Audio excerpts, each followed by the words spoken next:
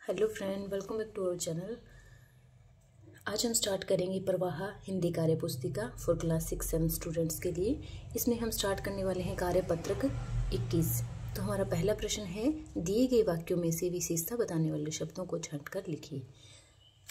हमें जो कुछ वाक्य दिए हैं उसमें से जो विशेषता बता रहे हैं उन शब्दों को हमें छांटना है। तो काला हिरन बहुत सुंदर है, तो यहाँ पर काला और सुंदर क्या है, ये हिरन की विशेषता बता रहे हैं क्योंकि वो उसका कलर है जो काला है और वो बहुत ही सुंदर है। हिमालय पर्वत बहुत ऊंचा है, तो यहाँ पर क्या आ जाएगा, ऊंचा। ऊंचा क्या है, हिमालय पर्वत है जो बहुत ऊंचा है। बाग में हरे भरे पेड़ पौधे हैं, ठीक है, तो यहाँ पर ये विशेषता क्या हो जाएगी, हरे भरे। कक्षा में 30 बालक पढ़ रहे हैं, तो कितने बालक पढ़ रहे हैं, कक्षा में 30 बालक पढ़ रहे हैं। ये सही है, ये बच्चे ने कुछ और लिखा हुआ था, मैंने इरेज करके इसको सही किया है। तो आप ऐसे मत सोचना कि ये रॉन्ग है। तो यहाँ पर 30 बालक है जो पढ़ रहे हैं। यह गन्ना बहुत मीठा है, तो मीठा इसकी क्या हो जाएगी, विशेषता हो जाएगी। सभा में कम लोग आए, कितने लोग आए, कम लोग आए, तो कम इसकी क्या है, विशेषता है। सारी घास गाय को खिला दो, क्या कर दो, सारी घास, तो सारी यहाँ पर क्या है, विशेषता है इसकी, ठीक है। दूसरा प्रश्न है, नीचे बॉक्स में दिए गए विशेषण शब्दों से वाक्य को पूरा करना है। हमें विशेषण शब्द दिए हैं जो विशेषता बता रहे हैं, इससे हमें वाक्य को पूरा करना है। जैसे यह आम बहुत मीठा है, गली में चौथा मकान मेरा है, कमरे के भीतर क्या है, अंधेरा है, कार का आगे का पहिया पंचर हो गया है, ठीक है। पलंग पर रंगीन चादर बिछी है, यह गाजर बहुत ताज़ा है, ठीक है, तो ताज़ा इसकी विशेषता है। रुबीना ने गुलाबी रंग का फ्रॉक पहना है, तो कौन से कलर का पहना, उसने पिंक कलर का फ्रॉक उसने पहना है। ये हमारा डन होता है कार्यपत्रक 21। और अब हम स्टार्ट करेंगे कार्यपत्रक 22। तो हमारा पहला प्रश्न है, दिए गए शब्दों में से स्त्रीलिंग व पुल्लिंग शब्द छांटकर लिखिए। हमें क्या करना है, यहाँ पर स्त्रीलिंग और पुल्लिंग शब्द छांटकर है जो लिखने हैं।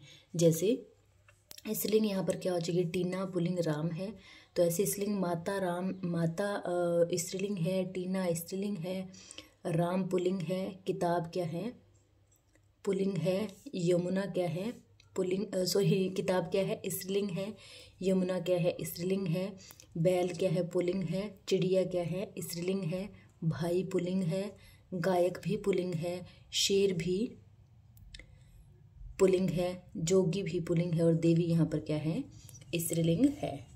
तो यहाँ पर भी ये सर्कल इसलिए लगा क्योंकि कुछ और लिखा हुआ था, तो मैंने इसको इरेज करके सही किया है। तो शेर भी यहाँ पर क्या है, पुल्लिंग है। अब हमारा अगला प्रश्न है, दिए गए एक वचन शब्दों का बहुवचन शब्दों के साथ मिलान कीजिए। एक वचन शब्दों का बहुवचन के साथ मिलान करना है। तो जो मैंने सर्किल वाले हैं इनमें मैं सही करके लिखा हुआ है, तो प्लीज़ आप लोग ये मत समझ, कंफ्यूज मत होना कि यहाँ पर ये रॉन्ग है, ठीक है। नेक्स्ट टाइम से सर्किल के अंदर नहीं लिखूंगी, साइड में लिख दिया करूँ तो आप समझ जाओगे। तो दूसरा प्रश्न देखिए, एक वचन और बहुवचन हमें का मैचअप करना है, इनका मिलान करना है। तो कन्या कन्याएं, सड़क सड़कें, पुस्तक पुस्तकें, मैं का हम, फूल का फूलों, ठीक है। तीसरा प्रश्न है हमारा, देखिए, खाली जगह में स्त्रीलिंग शब्द भरिए। खाली जगह में हमें क्या करना है, स्त्रीलिंग शब्द है उसको भरना है। तो पिता का क्या हो जाएगा, स्त्रीलिंग माता, तो माता घर का काम करती है। भाई का क्या हो जाएगा, बहन, तो बहन राखी बांधती है। नेक्स्ट है मोर, मोर का क्या होगा, मोरनी, मोरनी सुंदर नृत्य करती है। कवि का कवयित्री, कवयित्री कवि सम्मेलन में नहीं पहुंच पाई, ठीक है। चौथा प्रश्न है, निम्नलिखित शब्दों के बहुवचन शब्द लिखिए। तो बच्चा, बच्चे, खिलौना, खिलौने, घड़ा, घड़े, ठीक है, ये यहाँ पर इसका रॉन्ग है, तो घड़ा, घड़े, सॉरी घड़ी, घड़ी है यहाँ पर, तो घड़ी का घड़ियाँ, घड़ियाँ आ जाएगा, ठीक है। ये मात्रा इसके दूसरी आ जाएगी, ऐसे आ जाएगा यहाँ पर, घड़ी, घड़ियाँ। महिला, महिलाएं, संतरा, संतरे, नदी, नदियाँ, ये राइट आंसर हो जाएगा। तो इसी के साथ हमारा कंप्लीट होता है कार्यपत्रक 22। और हम स्टार्ट करेंगे कार्यपत्रक 23। इसमें देखिए हमें कुछ ये लिखा हुआ एक कहानी सी बनानी है हमें। तो देखिए हम इसको पढ़ते हैं। नीचे लिखी कहानी को 2-3 बार ध्यान से पढ़िए और कहानी में दी गई खाली जगह में निम्न शब्दों को भरिए। हमें ये कुछ शब्द दिए हैं और कहानी दी है, तो इसमें क्या करना है, कहानी में हमें शब्दों को भरना है। तो देखिए, घोड़े पर सवार एक यात्री ने एक गांव के समीप विश्राम करने के उद्देश्य से अपने किसको रोका, घोड़े को रोका, क्योंकि वो घोड़े पे सवार था तो वो घोड़े को ही रोकेगा। वह स्वयं तो पेड़ की छांव में आराम करने लगा तथा घोड़े को उसे चरने के लिए मैदान में छोड़ दिया। ठीक है, घोड़ा चरते चरते कुछ दूर निकल गया, जहाँ से कोई घोड़े को हाँक कर अपने साथ ले गया। ठीक है, घोड़ा क्या हुआ, चलते चलते थोड़ा सा दूर चला गया था और घोड़े को कोई हाँक कर है वो ले गया था। कुछ समय पश्चात यात्री को अपने घोड़े की चोरी के विषय में पता लगा। ठीक है, कि घोड़ा उसका चोरी हो गया है। उसने इधर उधर नज़र दौड़ाई, कुछ दूरी पर उसे डंडा पड़ा हुआ दिखाई दिया। उसने वह डंडा उठाया और गांव में पहुंचकर जोर जोर से चिल्लाने लगा, जिसने भी मेरा घोड़ा चुराया वह मुझे तुरंत वापस लौटा दे। एक आदमी को गांव में इस प्रकार चिल्लाते हुए देख सभी लोग उसके पास एकत्रित हो गए। ठीक है, मतलब इकट्ठा हो गए। यात्री ने एक बार फिर चिल्लाते हुए कहा, मैं चोर को अंतिम चेतावनी दे रहा हूँ, अंतिम चेतावनी दे रहा हूँ कि वह मेरा घोड़ा लौटा दे, नहीं तो मैं वही करूँगा जो पहले किया था। ठीक है, उनको उसने डराया कि मैं जो वही करूँगा जो मैंने पहले किया था। अब उसने पता नहीं पहले क्या किया था। तो देखिए आगे क्या है। डर के मारे भयभीत चोर ने यात्री को वह घोड़ा लौटा दिया। यात्री अपने घोड़े को पाकर खुश हुआ। एकत्रित हुए लोग और चोर यात्री के पास आए तथा बोले, यह तो बताइए कि आपने पहले क्या किया था। ठीक है, तो मैंने एक नया घोड़ा खरीद लिया था, यात्री ने मुस्कुराते हुए उत्तर दिया। ठीक है, तो ये कहानी हमने इसको शब्द दिए हुए थे, उनसे क्या खाली जगह में फिल करके भरना था। तो ये हमारा कार्यपत्र कंप्लीट होता है 23 और अब हम कार्यपत्र स्टार्ट करेंगे 24। नीचे दिए गए शब्दों को शुद्ध करके लिखिए। शब्दों को शुद्ध करके लिखना है। बाहर, बाहर तो शुद्ध है। शारीरिक, शारीरिक। अधीन का क्या है, अधीन, अधीन का आएगा अधीन। दिवाली का दीपावली, पत्नी का पत्नी। ठीक है, बीमारी का बीमारी, चिन्ह का चिन्ह है, ऐसे हो जाएगा। मिठाइयाँ का मिठाइयाँ। ठीक है, छोटी ही आएगी यहाँ पर। नेक्स्ट है अशुद्धियाँ दो तरह से होती है। ठीक है, तो उसमें पूछा है शब्द संबंधी तथा वाक्य रचना संबंधी।